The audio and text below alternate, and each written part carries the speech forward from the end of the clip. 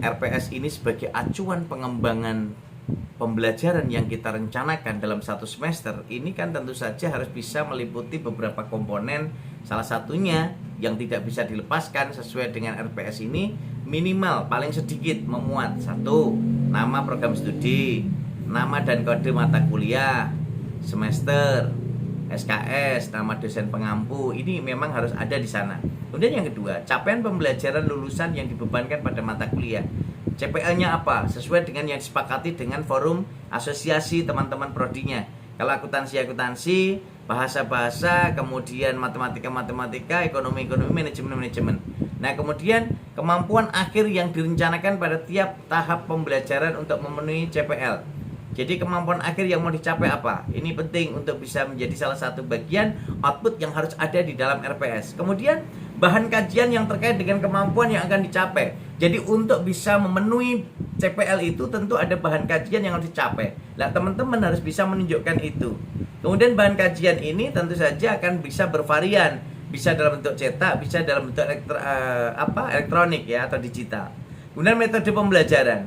Nah, metode pembelajaran ini tentu teman-teman harus bisa melihat bahwa sesuai dengan yang disarankan, rekomendasikan pemerintah. Saat ini kita menggunakan studi kasus atau project based learning. Sehingga kalau integrasi pembelajaran ini tentu harus bisa kita pilih. Ketika kita menggunakan project based learning, ya tentu saja kita nanti outputnya project. Dalam proses ini tentu kita bisa gunakan dalam berbagai strategi pendekatan dalam pembelajaran kita. Sedangkan kalau kita studi kasus, ya tentu kita akan menghadirkan kasus-kasus. Nah, Pak Romadi, kalau kasusnya nanti tidak bisa terselesaikan bagaimana? Nah, itulah menjadi media pembelajaran kita. Kalau kita lakukan proses pembelajaran yang studi kasus, maka yang kita munculkan adalah kasus. Atau bisa kita munculkan dengan problem based learning ya. Sehingga kasus ini bisa mendekati dengan PBL, problem based learning, sehingga dari problem based learning itu bisa ditemukan sebuah output pembelajaran. Kemudian waktu yang disediakan untuk mencapai kemampuan pada tiap tahap pembelajaran. Jadi proses kemampuan yang dicapai tiap tahap pembelajaran seberapa. Kemudian pengalaman belajar mahasiswa yang diwujudkan dalam deskripsi tugas yang harus dikerjakan oleh mahasiswa selama satu semester. Ini pengalaman belajar apa yang dilakukan oleh mahasiswa selama satu semester ini? Apakah pengalaman teori saja? Apakah pengalaman praktek? Atau mungkin pengalaman KKL di luar atau di DUDI, dunia usaha industri, dalam bentuk praktek-praktek yang kita canangkan di sana. Nah, kemudian kriteria, indikator, dan bobot penilaian ini harus ada di dalamnya. Kemudian daftar referensi yang digunakan. Referensi tentu saja kalau alangkah baiknya ya 5 tahun terakhir lah gitu ya. Jadi, Pak Romadi, kalau 60 tahun bagaimana? Ya kalau memang tidak ada buku lain, adanya itu ya bagaimana lagi? Karena memang satu-satunya yang ada buku hanya itu, buku babonya itu. Ya enggak apa-apa. Tapi kalau ada buku lain, update, ya paling enggak bisa 5 tahun terakhir ya. Nah, teman-temanku yang badan luar biasa, kalau kita lihat di sini tentu saja posisi yang harus kita perhatikan bahwa tidak ada format RPS baku dari Kemenristek-Dikti. Yang ada hanya contoh. Artinya contoh ini pun bisa menjadi sebagai acuan yang dikembangkan, tidak harus sama. Mbak Mahmudah dan kawan-kawan tadi nanti contoh itu akan membuat pola lain, tidak apa-apa. Yang penting minimal memuat yang ini. A sampai ini minimal termuat. Nah, kalaupun model format yang lain, monggo silakan bisa dikemas macam-macam boleh. Sehingga masing-masing perguruan tinggi dapat mengembangkan RPS sesuai gaya selingkung masing-masing perguruan tinggi.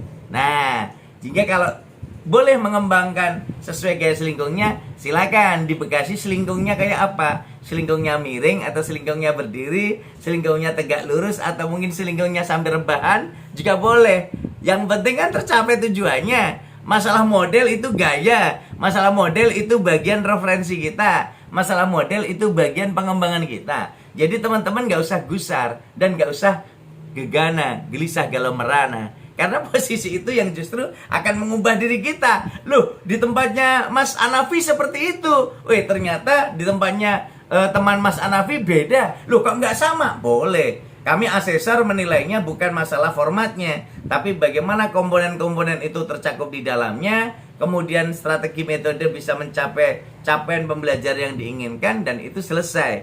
Artinya apa? Saya contohkan misalnya, formatnya di UNS misalnya, kami menerapkan format RPS-nya seperti ini. Ya enggak masalah. Loh, Mas Indra lalu mengatakan, Pak Romadi, saya tidak meniru UNS ya. Boleh, nggak apa-apa. Ini kan bagian dari upaya kita untuk mengejawantahkan dari apa yang kita pikirkan, lalu kita tuangkan di dalamnya. Pak Romadi, apakah kami boleh ngikuti formatnya? Boleh. Wong kita dalam proses apapun ketika kita membelajarkan, tentu saja itu bagian dari yang dikatakan oleh Ristek Dwi bahwa ada contoh, tapi tidak ada format baku. Nah, sehingga pengembangan bisa juga dengan ATM.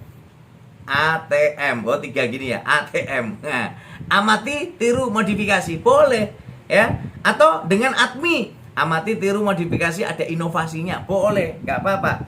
Jadi posisinya ketika ini misalnya, Pak Romadi, tanda tangan ini saya ubah, hilang. Lalu di sini nama dan tanda tangan, boleh, nggak apa-apa. Kan lebih ringkes toh? Nah, lebih ringkes, motong satu kolom, boleh. Jadi nama, kan biasanya kalau tanda tangan bawahnya nama. Nah, berarti dibalik, TTD dan nama. Ya gitu ya, itu inovasi. Nah, berarti kan punya pembeda. Loh, Pak Romadi kan Bekasi harus punya pembeda, tidak boleh sama dengan Solo. Boleh, nggak apa-apa. Jadi salah satunya ya tadi, TTD dan nama dosen gitu. Jadi tanda tangan shred, terus baru nama dosennya. Itu. Nah, jadi posisi ini kita lihat misalnya di sini ada RPS ya, program studinya apa, fakultas apa, universitasnya tentu saja universitas teman-teman, Universitas Islam 45 Bekasi.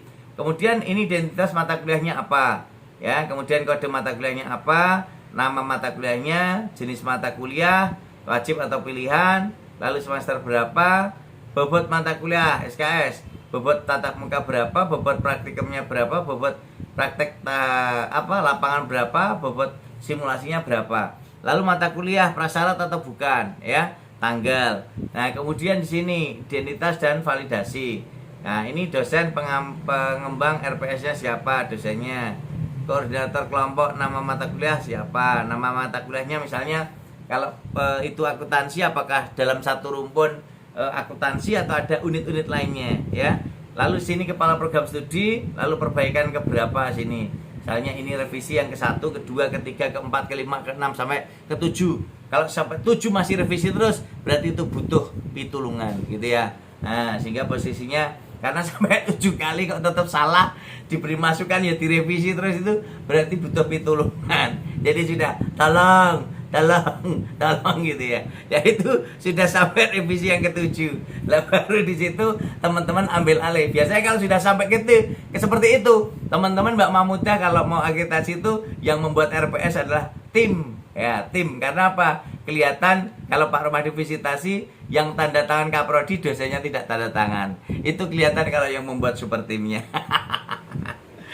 Maka berhati-hati, Pak Romadi sebagai asesor akan sangat tahu bagaimana teman-teman. Ada yang pernah mengatakan Pak Romadi, Pak, kami tidak ada yang dibuat teman-teman satu tim, semua dibuat sendiri. Lalu tak tunjukkan. Nah, kalau ini yang membuat dosennya, tak jamin ini bukan dosennya. Ayo, berani nanti traktiran ya. Itu dosennya yang bersangkutan, suruh ketemu Pak Romadi kalau ini yang membuat mereka bersangkutan. Nah, dosennya ayo sini. Enggak Pak, saya tidak membuat ya. Enggak berani dia taruhan dengan Pak Romadi untuk nanti traktir Pak Romadi. Enggak berani dia. Padahal harusnya dia berani, karena yang traktir kan Pak Dekan. Jadi saat saya visitasi yang traktir Pak Dekan, bukan dia. Nah, jadi posisinya tetap itu menjadi semangat bersama untuk melihat peta, pola, kerangka boleh berbeda, tapi kontennya sama. Artinya konten pembelajaran sesuai bidang masing-masing ya. Nah, teman-teman hebat dan luar biasa, kalau kita lihat CPL yang dibebankan pada mata kuliah, tentu kode CPL-nya berapa sesuai dengan yang Bapak Ibu tulis.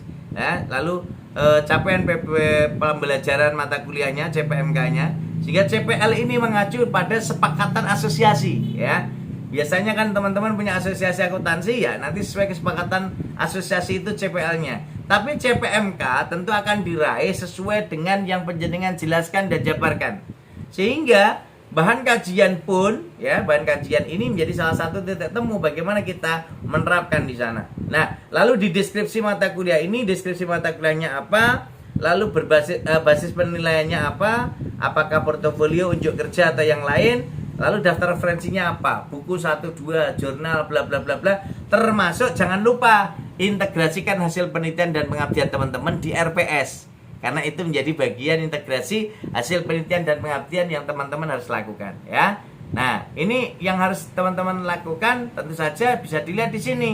Format RPS ini tentu bisa dilihat tahap ya, ini tahap berapa? Satu, kemampuan akhir yang mau dicapai, CPMK-nya apa, materi pokoknya apa, kemudian metode pembelajaran luring daring, waktunya berapa, kemudian waktu berapa, pengalaman belajarnya apa, misalnya basis penilaiannya apa, teknik penilaiannya apa, indikator kinerja tingkat taksonominya, bobot penilaian, lalu instrumen penilaian. Nah, ini semua kita lakukan ketika komponen-komponen ini teridentifikasi di sini. Jadi identifikasi mata kuliah, ada CPMK, ada CPL, ada CPMK-nya, bahan kajiannya, deskripsi mata kuliahnya, basis penilaiannya, daftar referensi, tahap kemampuan akhir sub CPMK, materi pokok, referensi pertahapan kemampuan akhir dan halaman, kemudian metode pembelajaran, alokasi waktu, pengalaman belajar dan penilaian. Basis penilaiannya apa? Ini kita ungkapkan semua di situ. Nah, kalau itu sudah semua, kita bisa melihat apa itu CPMK. CPMK ini kemampuan tertinggi yang dicapai setelah mengikuti mata kuliah. Jadi ketika teman-teman mengikuti pengantar akuntansi, CPMK-nya ya betul-betul harus tahu bahwa dia bisa menjelaskan apa itu akuntansi. Ya, ketika dia mengikuti mata kuliah misalnya akuntansi dasar. Nah, berarti rumusan operasional yang dapat diamati dan diukur apa? Misalnya, dia bisa memahami dan menjelaskan, atau dia bisa menjelaskan bagaimana implementasi akuntansi dasar, lalu diterapkan di situ. Nah, sehingga integrasi dan keseimbangan kemampuan soft skill dan hard skill, aspek kognitif, afektif, psikomotorik ini terwujud dalam CPMK.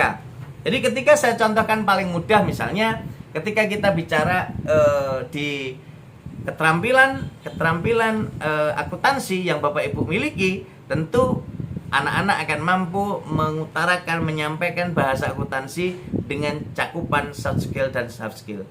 Orang akuntansi itu biasanya akan selalu ramping, sederhana, karena selalu dibuat sederhana, tidak ruwet. Makanya Mas Indra ini kan kelihatan dia ke samping, kelihatan ke samping ya. Jika posisinya nggak ruwet. Artinya apa? Karena posisinya sederhana, jadi melebar ke samping, tidak melebar ke atas. Karena posisinya membuat kesederhanaan hitung-hitungan akuntansi. Jadi posisinya semakin, prinsipnya kan semakin ringkes, semakin beres. Jadi makin sederhana semakin hemat, kan gitu. Prinsip ekonomi kan gitu. Modal sedikit-dikitnya, untung seluas-luasnya gitu ya. Maka dia lebarkan ke samping.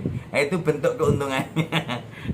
Karena kesejahteraan di Universitas Islam 45 Bekasi ini keren dan luar biasa ya. Nah, terus bagaimana cara merumuskan CPL-nya? Jadi cara merumuskan capaian pembelajaran ini bagaimana? Tentu kita harus lihat dengan prinsip ABC ya.